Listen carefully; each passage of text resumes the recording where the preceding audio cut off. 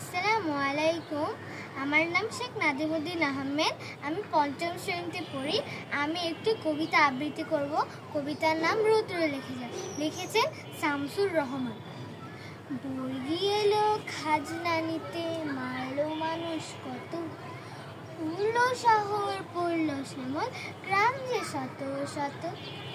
হানাদারের সঙ্গে জোরে লড়ে মুক্তি সেনা, তাদের কথা দেশের মানুষ কখনো ভুলবে না।